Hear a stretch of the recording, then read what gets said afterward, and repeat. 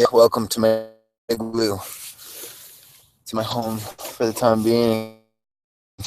I thought now would be an appropriate time to do a Q and R, is what I'm calling it. Q and question and response, because I don't always have the answers to things, and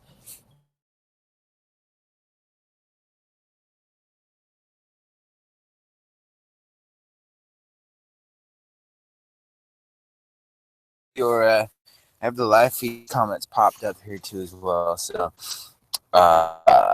you can drop me a comment if you got a question. Otherwise, I'll dive into some of these other awesome questions. All right. Maria Lana Lou. As a writer, Twitter forced me to squeeze all of my thoughts into a tiny phase of only a few letters. Yes, 140 characters. It helps you narrow down what exactly you are trying to say and how creative or elegant you can say it. Poetry is quite similar in that aspect. Maria, yeah, that was a response in my inspiring creativity post. That is the perfect example. Another reason why if I'm ever going to write poetry, it's going to be in the form of a haiku, because it forces you to use a certain amount of syllables, and otherwise I wouldn't be able to write a poem. So thank you for that confirmation. Yes. Next up, Drink Z Coffee. You read a comment on every single one of my videos, and I want to know what your name is so I can refer to you by your name, Drink Z Coffee, unless you just like to drink Z Coffee and comment. If that's the case, your comment is, or you can be below the poverty. Okay, what are we talking about here? This is on the Inspiring Creativity post as well. Or you can be below the poverty line with monetarily and physical limitations. Oh, those are some limitations that will inspire some creativity. And you differently. Life can force us to be creative, and merely getting out of bed. Creativity is a blessing. It is, and we all have the ability to cultivate it. That's what I love about it. Drink coffee. Thanks for that. Let me know what your name is. Paris Deptula. Love your name. Paris Deptula. Super inspiring. Thanks for sharing. Would love if you would share a book list of your favorite books. Maybe in your weekly snap. You could have such thought-provoking, inspiring ideas. I only assume they come from books. Totally. Yeah, I love books. Books are sick. I started creating a book list of my favorite books. That is available at mattprindle.com/books. And let's see, a book I'm reading right now, and there's only 3 books up there right now because, it was up. But I'll add more. Paris. A book that I'm reading right now that I'm really enjoying is Predictional. It basically looks at the things that humans do that are completely irrational, but given that we do them over and over again, they're predictable. An example would be, like we always just take things for free, like free that, even if it's not necessarily better for us. Like if we, it's predictable that we're addicted to free things. That's one of millions of examples. All right, Danielle Sprague. Matt! Exclamation point. Check out rooftop gardening! Exclamation point. It would be perfect for you! Exclamation point. For my tiny home, I'm assuming. Yeah, I have looked into that. They're tricky to keep alive, but still potential. Still potential that. If you join Q&R, question response, thanks for joining. Drop me a comment. I'd love to chit chat, see what you guys are up to. I get so much value from these, and I always copy and paste all of the comments and read them after the video. Get it all. So I apologize if I missed your question, but there's I can't knock them all out. I'm no superhuman. I prefer Steve. What's up, dude? I like you. You are always hanging out with me, so thanks for hanging on the YouTubes. My brain, my brain is always going a mile a minute, and yet I'm accomplishing pretty much nothing. I think that I'm using my brain power on the wrong things. Then, by the time I get around to the right things, I'm too able to tackle them. Yeah, welcome to being And Steve, yeah, meditate, or at least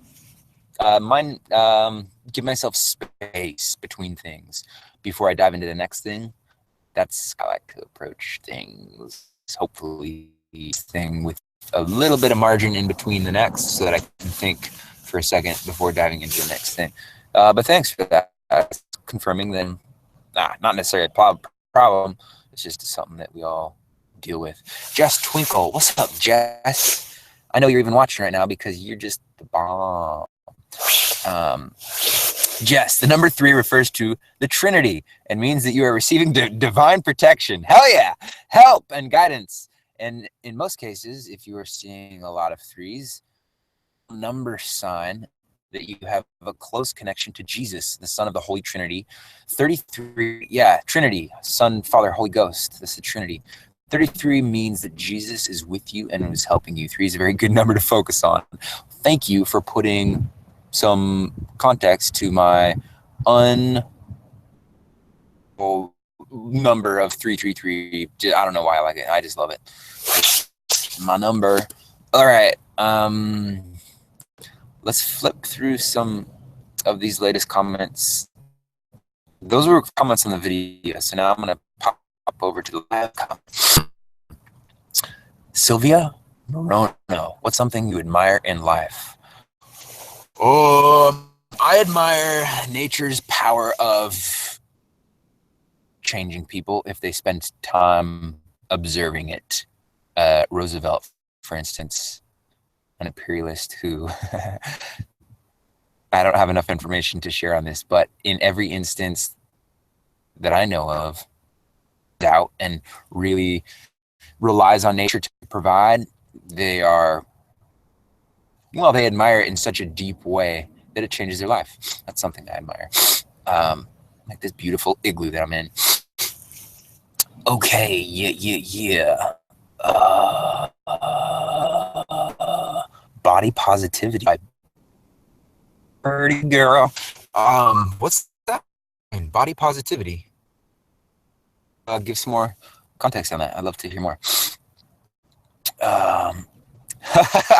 Amber Harmat. How does it feel to be compared to Casey Neistat? Okay, on the real, I didn't know who he was until I started vlogging. But now I love him. He's great. He's very creative. He kind of gives zero fucks about, and I love his videos and I love his commitment, and he's definitely someone to admire and look up to. I'm in no way the next Casey, but I do really appreciate that comparison. Faux show. Turtle Crusher, why not the bucket list? What is that? What is a Turtle Crusher? I just spilled my drink. How do I have internet? My phone, Tether. Welcome to the future. Future where you have internet wherever you go, even in the igloo. Cool. Well, question and response time is coming to a close, I believe, because my computer's about to die. The cold does a number on the battery. So let's do, in honor of the topic, a common topic. We'll do three more questions. D, what is one of your long-term goals? Let's shoot 10 years, shall we? I am comfortably sitting in my tiny home, paid for. It's just base is set, and I'm free to roam, free to travel. Probably have 10 years. Do I have a kid and or a wife? I definitely have a dog. Let's just focus on one goal. In 10 years to have learned Spanish. ¿Sí? Español es muy bien. Sí. 10 years, Spanish. Check in with me, guys. If I'm not flipping some go your way within the next decade, you better get on my butt, because There's my commitment. Right. Carrie Vedheater. Matt, please reply to my comment. All right, let's see where your comment is. Control, find, copy. Okay. I see it. Okay. What do you do placed in life? Carrie Vedheater. Great question, Carrie. Really good question. First, I think it's really important to know that you're not alone. Every time I'm in a dark place, like why is this happening to me? I'm the only person that is has probably gone through this. There's someone else. There's someone else who's gone through it, and there's always help. There's always someone who will either listen or, I guess that's what I do. I try not to keep it bottled. I try to reach out to someone to at least get a different perspective, and that usually helps in to get out of that dark place. Someone who is looking out for your best interests, that loves you. That's what I do. When I'm in the real dark times, when I'm in a little rough patch in the day, I try to catch myself thinking about kind of the negative and start counting my blessings. Back to gratitude. Always comes back to gratitude. No más, por favor. Carrie, follow-up question. But how do you get out of that dark place? One little baby step at a time. I don't think. Well, I mean, it can be a radical transformation. To be honest, I don't have enough information to help you there. I think it's very situational, depending on what you're dealing with. But hope, critical. There's always hope. And there's always people. And there's a lot of services out there. I would really just, I mean, whatever you're dealing with, Google around some nonprofits that have support teams that can talk you through things that people have already been through and connect you with the right people to get help. There's a lot of help out there, and I wouldn't be scared to darkness that you're feeling with someone else, because it's normal. We all have our dark times. All right, last question. Paris Deptula. Any suggestions or recommendations for getting started with partner/acro yoga? Yeah, Paris. What got me started? India with a lady friend, and we randomly stumbled across a class. It helps when you have a friend. So if you know someone, get committed. Challenge accepted. Take the plunge and do like a 1-week course, or it's really, you need a partner. You're in a big city where there's meetups, and you can just go alone and find other people who go alone to practice. That's an option. There's a lot of studios where it's kind of not expected for everyone to have a partner. So just start. Really, just Google your area. People who are looking to do the same thing. All right, guys, love you. I'm gonna, crash here in the Igloo. Probably heat up some more delicious drink. Again, if I missed your comment, I'll see it, because I'm gonna copy and paste these right now. Copy, and then I'll read through them. So thank you again for hanging out. That was fun. Let's do this again. If you want context to like why I'm in an igloo, you should pay attention to tomorrow's vlog, because tomorrow's gonna be a good, fun vlog.